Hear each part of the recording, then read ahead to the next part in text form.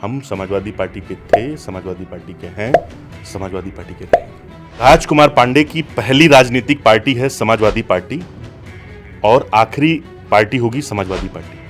हमारे हृदय में श्री अखिलेश यादव जी बसते हैं। आपको नहीं लगता कि मतलब आप लगातार समाजवादी पार्टी के साथ में लगे हुए हैं, 22 में 24 में तमाम चुनाव आए और गए, आपको नहीं लगता कि आपको भी टिकट मिलना चाहिए? हम समाजवादी पार्टी और अपने नेता के सम्मान के लिए सूली पर लटक जाएंगे।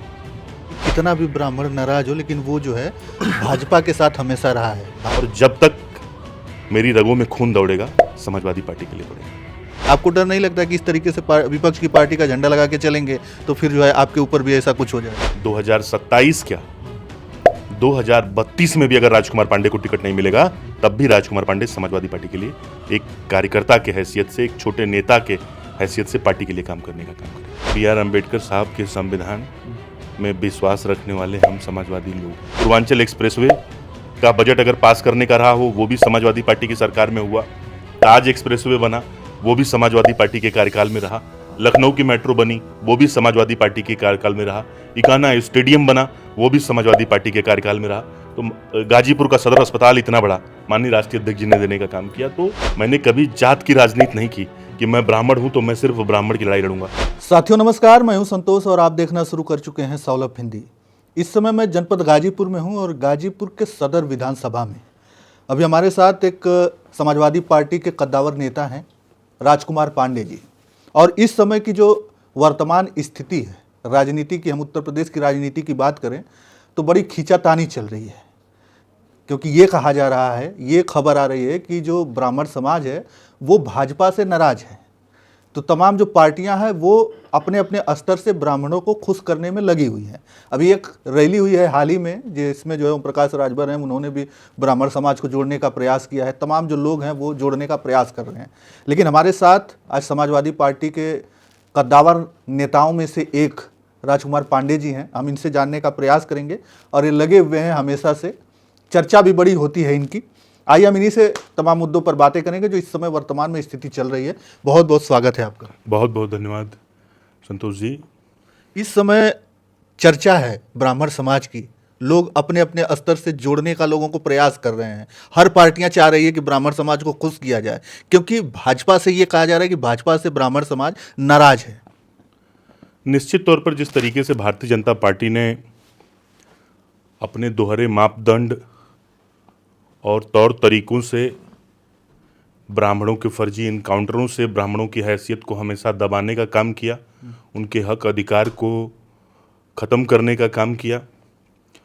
कई जगह तो ऐसा हुआ कि अगर किसी ब्राह्मण समाज का कोई चिराग भी था और वो कुछ अपनी परेशानी लेकर के थाने गया तो पुलिस प्रताड़ना में उसकी मृत्यु हो गई। अपने जनपद गाजीपुर का ही एक मामला रहा जिसमें भारतीय जनता पार्टी का कार्यकर्ता ही था वो लड़का, जिसकी पुलिस ने इतनी बुरी तरीके से उसको मारा कि वो डेथ कर गया। तमाम इस पूरे प्रदेश में गाजीपुर से लेके गाजियाबाद तक जिस तरीके से ब्राह्मण समाज को दबाया गया है, ब्राह्मण समाज को सताया गया है, इस बार 2027 के चुनाव में ब्राह्मण समाज माननीय श्री अखिलेश यादव जी को ताकत देने जा रहा है। इसकी भनक बहुत अच्छे से हर राजनीतिक विशेषज्ञ को है, मीडिया के साथियों को है कि ब्राह्मण इस बार समाजवादी पार्टी की तरफ रुख करेगा। इस पर पूरे प्रदेश में इस बात की चर्चा है कि जब समाजवादी पार्टी की सरकार थी तो माननीय राष्ट्रीय अध्यक्ष जी ने मुख्यमंत्री रहते हुए उस फाइल पर मुहर लगा दी थी कि पूरे प्रदेश में परशुराम जयंती के दिन अवकाश घोषित होगा, और हुआ। भारतीय जनता पार्टी की सरकार बनने के बाद परशुराम जयंती की अवकाश पे भी रोक लगा दी गई। कुछ ब्राह्मण समाज के लोग मात्र 100, 200, 500 की संख्या में रोड पे एक यात्रा निकाल रहे थे, तो पुलिस ने उनको भी जो है अपमानित करने का काम किया। वो भी पूरी प्रदेश की जनता ने देखा। तो अब हमारी पार्टी सर्व समाज की पार्टी है, पीडीए की पार्टी है। पीड़ित, दुखित, अपमानित सर्व समाज के लोगों की पार्टी है। तो हमारी पार्टी सर्व समाज को जोड़ के, पीडीए परिवार तो हमारे साथ खड़ा ही है, इसमें ब्राह्मणों को उचित सम्मान का विश्वास अगर किसी पार्टी या राजनीतिक दल के ऊपर है तो वो मात्र एक पार्टी है, समाजवादी पार्टी। 2027 में निश्चित तौर पे ब्राह्मण समाज समाजवादी पार्टी को ताकत देगा और समाजवादी पार्टी की पूर्ण बहुमत की सरकार बनेगी। अच्छा, ये कहा जा रहा है कि कितना भी ब्राह्मण नाराज हो, लेकिन वो जो है भाजपा के साथ हमेशा रहा है, भाजपा को हमेशा जो है ताकत देने का काम किया है। लेकिन आप कैसे मतलब कह सकते हैं कि जो है नाराजगी है और इस बार जो है करवट लेगा ब्राह्मण समाज और इस बार जो है समाजवादी पार्टी की सरकार बन जाएगी? ब्राह्मण समाज इस बार भारतीय जनता पार्टी की सारी गलतफहमियां दूर कर देगा।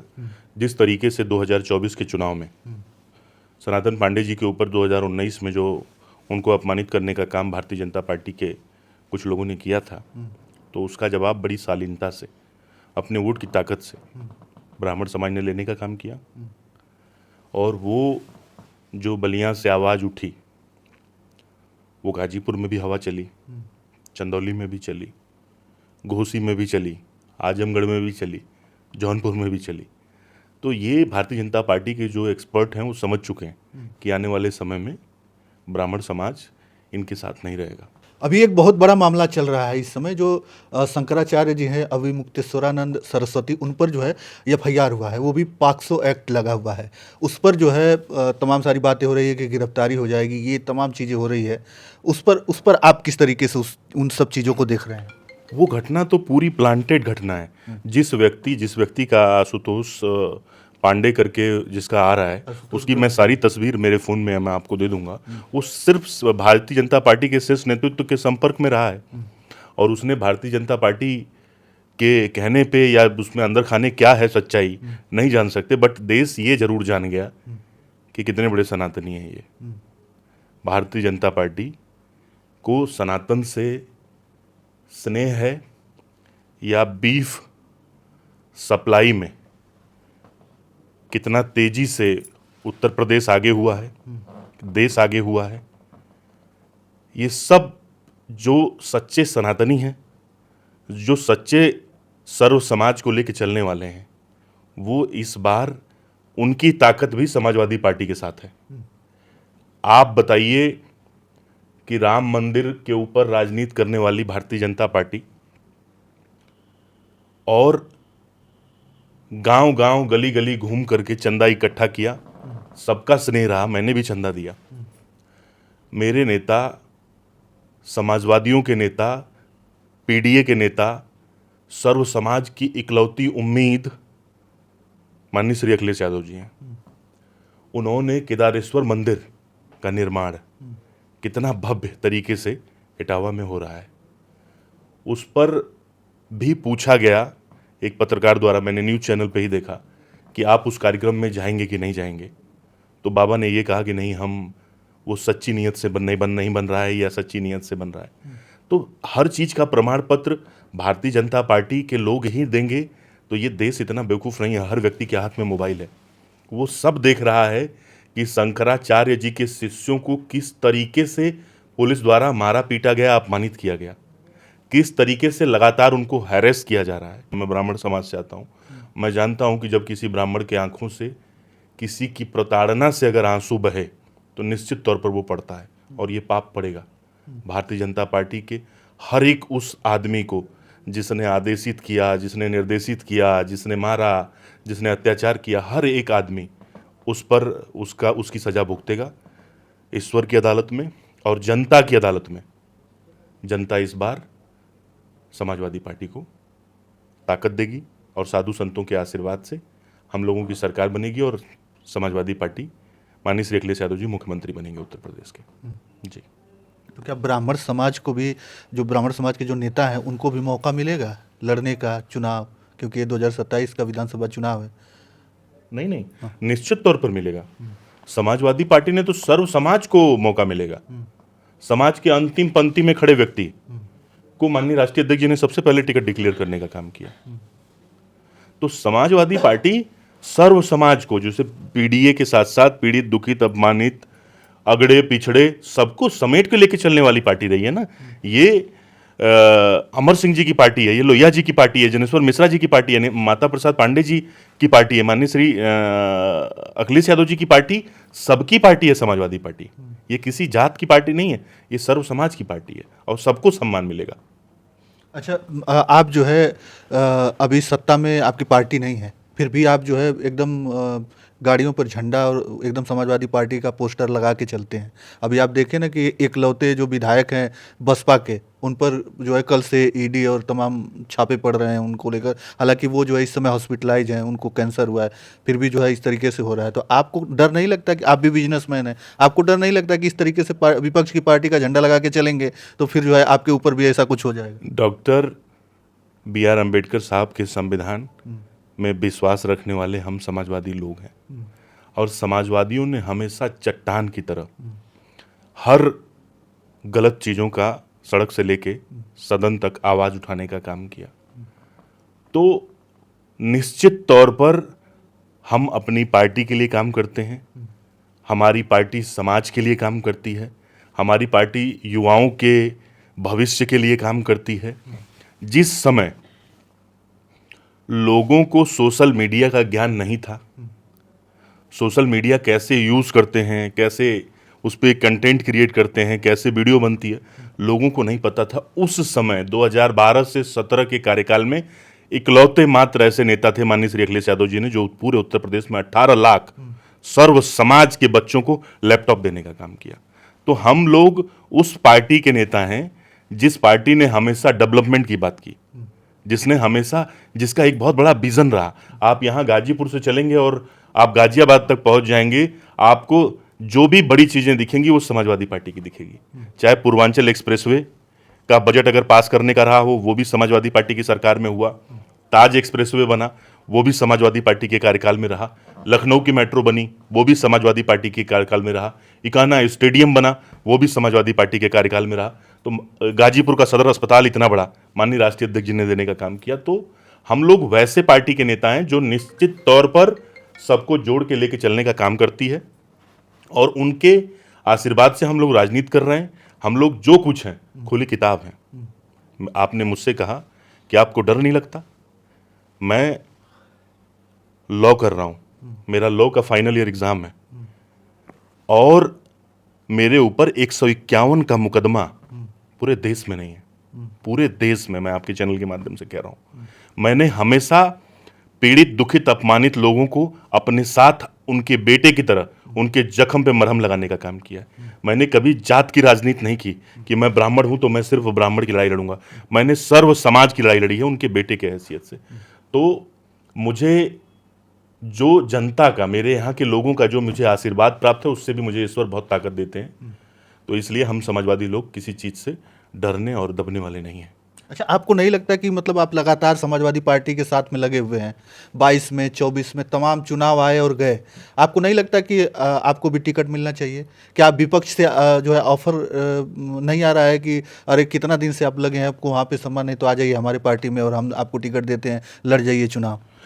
देखिए, मैं अपने पार्टी का एक बहुत छोटा सा नेता हूँ, अपने माननीय श्री राष्ट्रीय अध्यक्ष जी का एक छोटा सा कार्यकर्ता हूँ। उनका सभी समाजवादी पार्टी के नेताओं को आशीर्वाद प्राप्त है, सभी कार्यकर्ताओं को आशीर्वाद प्राप्त है।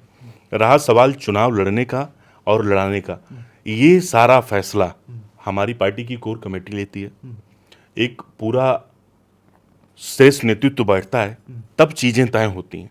अभी उस पर हम लोग कोई काम नहीं कर रहे हैं। वो माननीय जी को जहाँ से जिसको चुनाव लड़ाना होगा वो वहाँ से फाइनल हो जाएगा। पीडीए को लेकर चलना है हम लोगों को, हमारी प्राथमिकता है कि पीडीए पीड़ित, दुखित, अपमानित और पंडितों के साथ भी अत्याचार हो रहा है पूरे प्रदेश में, तो पंडित ब्राह्मण समाज को भी उसमें जोड़ के लेके चलना है। तो सबको जोड़ के लेके चलने वाली पार्टी है हमारी समाजवादी पार्टी। आप यहीं हमारे जनपद का ही समीकरण देख लीजिए, हमारे सबसे पुराने नेता ओम प्रकाश सिंह जी हैं, मंत्री जी हैं, अफजाल अंसारी साहब हैं, तो हमारी पार्टी यहीं, सनातन पांडे जी हैं, इधर चंदौली वीरेंद्र सिंह जी हैं। तो हमारी पार्टी सबको लेके चलेगी और उसमें जहाँ जो कार्यकर्ता, जो पार्टी का नेता जो माननीय जी के पास रिपोर्ट जाएंगी, जो सारी चीज़ें होंगी, वो अंतिम निर्णय लेना माननीय राष्ट्रीय अध्यक्ष जी और कोर कमेटी का काम है। हम लोग अपना काम करते हैं, सरकार बनाने के लिए काम कर रहे हैं। टिकट के लिए नहीं। नहीं, टिकट अगर माननीय राष्ट्रीय अध्यक्ष जी टिकट देंगे तो चुनाव लड़ेंगे। माननीय राष्ट्रीय अध्यक्ष जी टिकट जहाँ से कहेंगे चुनाव लड़ने के लिए, वहाँ से चुनाव लड़ेंगे। वो एक अलग विषय है। यहाँ जब भी कोई पत्रकार आता है तो मैं पहले ही कह देता हूँ कि टिकट पे हम लोग बात नहीं करेंगे। बट आपसे मैंने नहीं कहा था, आपने सवाल कर दिया।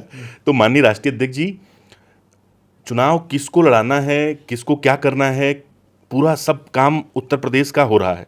अब उसमें हो सकता है मैं चुनाव लड़ूं किसी और जिले से, हो सकता है मैं चुनाव लड़ूं यहाँ से, ये तो मुझे नहीं पता ना। मगर हो सकता है, ये तय है कि हम लोगों को सरकार बनानी है। हम लोग सरकार बनाने के लिए काम कर रहे हैं। हर समाजवादी नेता जो टिकट के लिए दल में है, वो स्वार्थ के लिए दल में है, उसको समाजवादी पार्टी कभी सम्मान नहीं देगी। और भाजपा से अगर आपको ऑफर आता है कि 27 में आ जाइए, हमारे दल से लड़ जाइए चुनाव, तो हमारे हृदय में श्री अखिलेश यादव जी बसते हैं। हम समाजवादी पार्टी और अपने नेता के सम्मान के लिए सूली पर लटक जाएंगे, मगर अपने नेता के विश्वास के साथ कभी धोखा नहीं करेंगे। हम समाजवादी पार्टी के थे, समाजवादी पार्टी के हैं, समाजवादी पार्टी के रहेंगे। आपने बहुत बड़ी बात बोली, 2027 क्या 2032 में भी अगर राजकुमार पांडे को टिकट नहीं मिलेगा, तब भी राजकुमार पांडे समाजवादी पार्टी के लिए एक कार्यकर्ता के हैसियत से, एक छोटे नेता के हैसियत से पार्टी के लिए काम करने का काम करेगा। जी, कभी पार्टी बदलने वाले नहीं है राजकुमार पांडे। राजकुमार पांडे की पहली राजनीतिक पार्टी है समाजवादी पार्टी, और आखिरी पार्टी होगी समाजवादी पार्टी। मैं 2012 से लगातार एक कार्यकर्ता के हैसियत से अपनी पार्टी के लिए काम कर रहा हूं, और जब तक मेरी रगों में खून दौड़ेगा, समाजवादी पार्टी के लिए दौड़ेगा। चलिए, हमारे साथ जुड़े हुए थे राजकुमार पांडे जी, जो समाजवादी पार्टी के कद्दावर नेताओं में से एक हैं। आज हम इन्हीं के गृह जनपद जो गाजीपुर है, और गाजीपुर में सदर विधानसभा आता है, और सदर विधानसभा में इनका घर भी पड़ता है, वहीं पर हमसे मुलाकात हुई और हम इनसे बात कर रहे थे तमाम मुद्दों पर। बाकी आपकी क्या राय है, कमेंट करके बताइएगा, क्योंकि जो इन्होंने बातें कही हैं उससे आप कितना सहमत हैं उस पर भी बताइएगा, और कुछ छूट गया हो उस पर भी जो है आप कमेंट करके बताइएगा। तो चलिए, इस वीडियो में इतना ही। धन्यवाद।